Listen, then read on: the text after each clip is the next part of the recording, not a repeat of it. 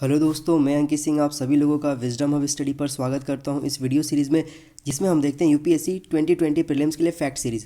दोस्तों ये वीडियो जो है यूपीएससी के साथ साथ प्रत्येक स्टेट एग्जामिनेशंस के लिए फ़ायदेमंद होगा जो एस्पिरेंट्स इसकी तैयारी कर रहे हैं।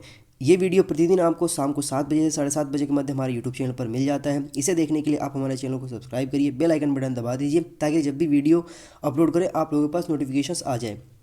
दोस्तों इस वीडियो के माध्यम से मैं 5 महत्वपूर्ण टॉपिक के ऊपर डिस्कस करूंगा, जिसमें से पहला टॉपिक रहेगा यहाँ पर एकम उत्सव, दूसरा रहेगा यहाँ पर द्वार प्रदाय योजना, तीसरा रहेगा यहाँ पर प्रख्यात महिलाओं के लिए वैज्ञानिकों के नाम से पीठों की स्थापना की जाएगी, तो वो कहाँ कहाँ स्थापित की जाएगी, क्या इसका उद्देश्य है, ये समझेंगे हम।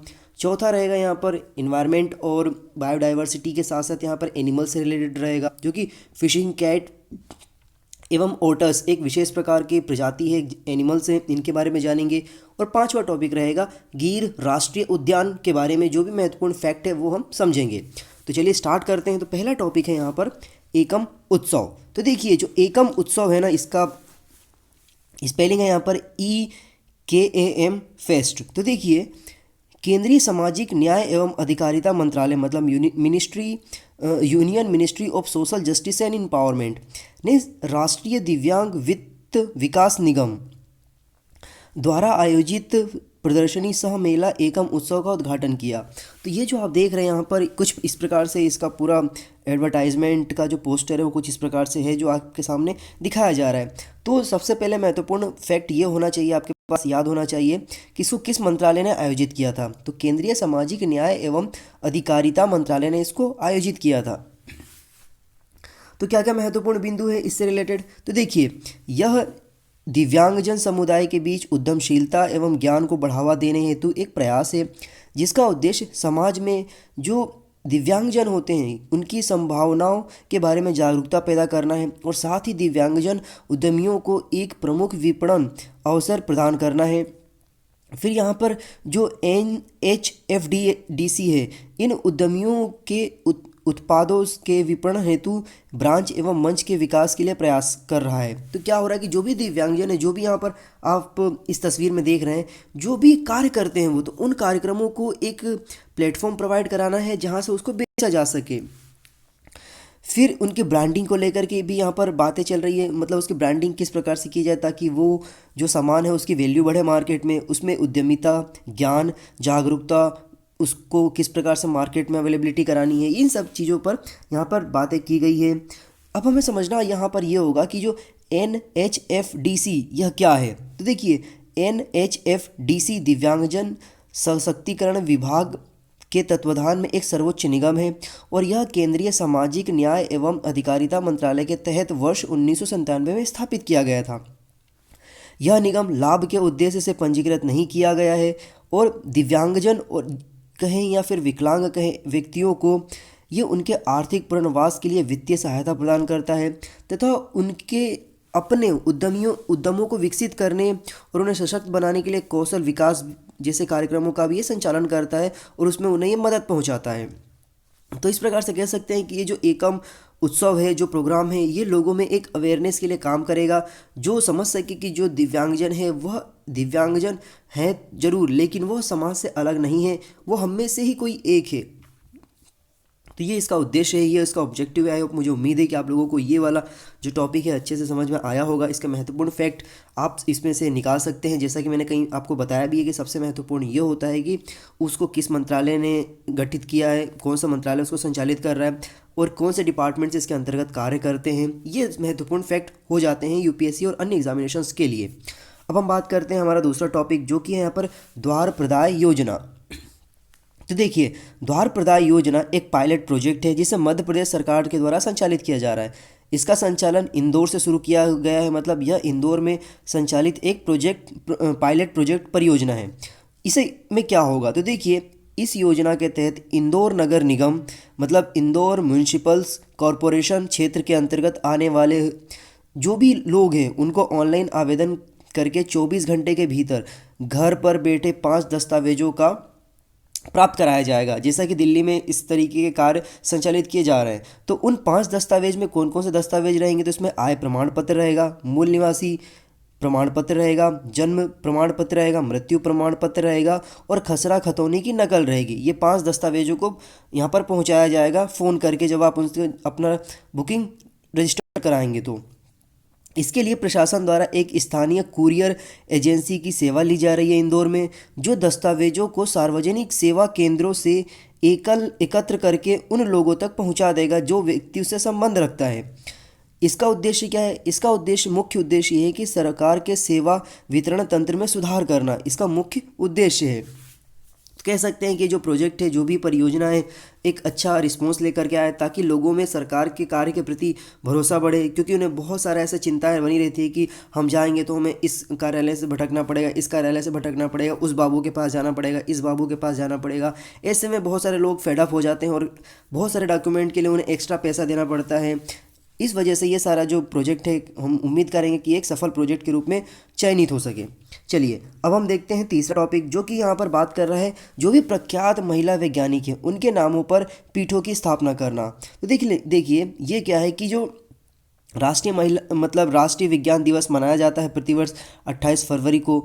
तो उसी अवसर पर भारत सरकार ने विभिन्न क्षेत्रों में जो भी महिलाएं हैं, जो फेमस हैं, जिन्होंने अच्छे कार्य किए हैं देश के लिए, समाज के लिए, विश्व के लिए, उनके नामों पर पीठ स्थापित किया जाएगा। तो इन पीठों की संख्या कुल मिलाकर के 11 पीठ होंगी। इसके मुख्य बिंदुओं की अगर हम बात करें तो देखिए, यह कार्यक्रम महिलाओं को प्रोत्साहित करने, उन्हें सशक्त बनाने और विभिन्न क्षेत्रों में उनके उत्कृष्ट प्रदर्शन करने वाले जो भी युवा महिला शोधकर्ता है उनको उचित पहचान दिलाने के लिए ये सारा कार्यक्रम किया जा रहा है।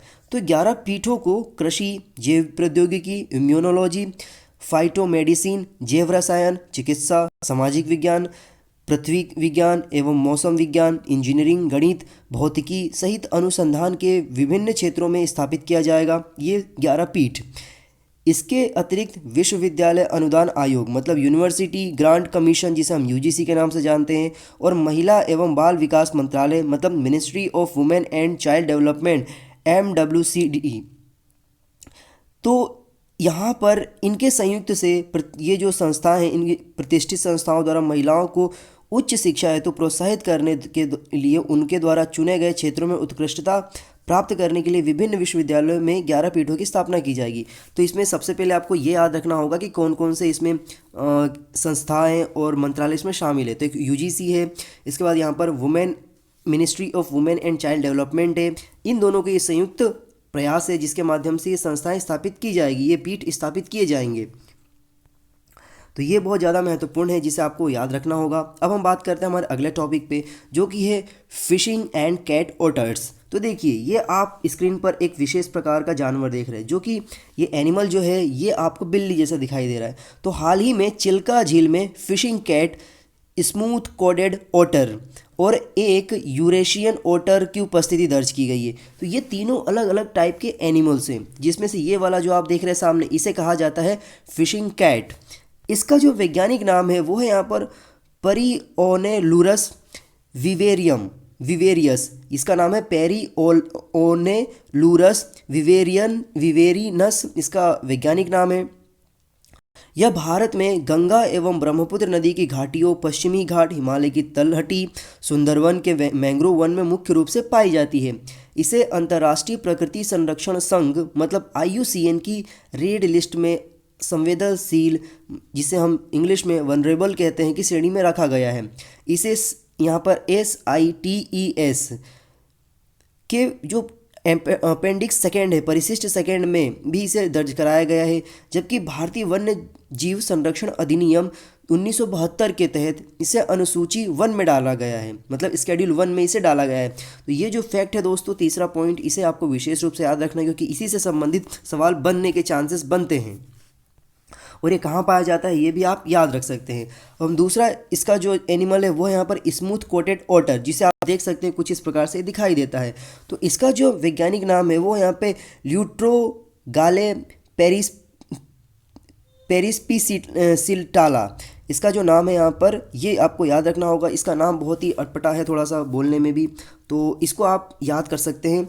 यह पूरे भारत में हिमालय से लेकर सुदूर दक्षिण भारत तक में फैला हुआ है, मतलब हिमालय से लेकर के जो दक्षिण भारत है वहाँ तक भी ये पाया जाता है। ये इसे अंतर्राष्ट्रीय प्राकृतिक संरक्षण की जो लिस्ट है IUCN की इसे भी यहाँ पर वनरेबल कैटेगरी में डाला गया है, मतलब ये संवेदनशील है।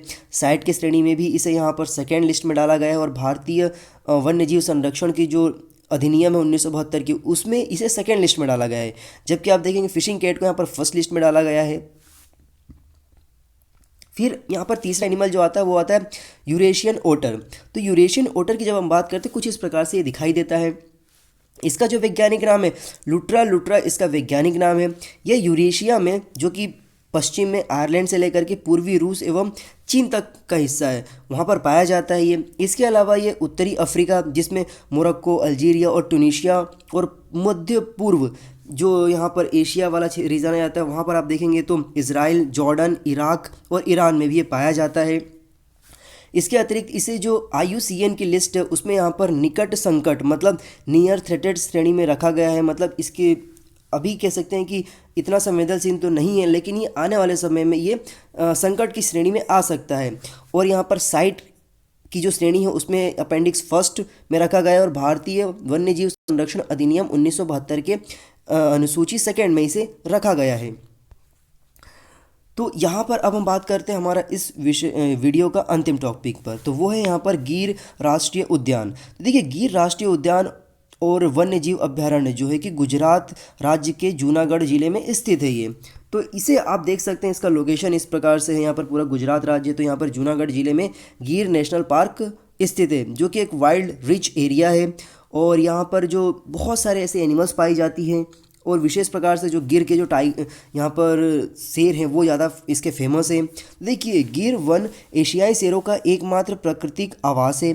इसी वर्ष 1965 में अभ्यारण्य और 1975 में इसे नेशनल राष्ट्रीय उद्यान घोषित किया गया था। मतलब नेशनल यहाँ पर जो कह सकते हैं कि पार्क है, इसे घोषित किया गया था। तो एशियाई जो शेर है यहाँ पर, जिसे एशियाटिक लॉयंस के नाम से जाना जाता है, वो यहाँ पर इसकी जो कह सकते हैं कि प्राकृतिक रहने का जगह है वो इसके लिए प्रचुर मात्रा में है। तो देखिए, जो एशियाई लायन है उसका जो वैज्ञानिक नाम है वो है यहाँ पर पैंथेरा लियोपर्सिका, इसका नाम है। ये गिर राष्ट्रीय उद्यान और वन्यजीव अभ्यारण्य में पाए जाते हैं। इसे अंतर्राष्ट्रीय प्राकृतिक संरक्षण संघ मतलब IUCN की रेड लिस्ट में इंडेंजर्ड स्पीसीज की श्रेणी में रखा गया है। मतलब इंडेंजर्ड एनिमल्स की श्रेणी में इसे रखा गया है। और साइट की जो यहाँ पर परिशिष्ट अपेंडिक्स है उसमें भी यहाँ पर फर्स्ट में रखा गया है। और भारतीय वन्यजीव संरक्षण अधिनियम 1972 के लिस्ट में भी इसे शेड्यूल फर्स्ट में रखा गया है। फिर ये भारत के अर्धशुष्क पश्चिमी भाग में जो गिर वन वाला जो क्षेत्र है, वहाँ पर शुष्क पर्णपाती वन पाए जाते हैं, वहाँ पर ये निवास करते हैं। ये गिर वन में कई प्रकार के स्तनधारियों, सरीसृपों, पक्षियों एवं कीट प्रजातियों के साथ साथ समृद्ध वनस्पतियों के लिए एक अनूठा निवास स्थान है वहाँ पर बाकायदा अच्छी तरीके से।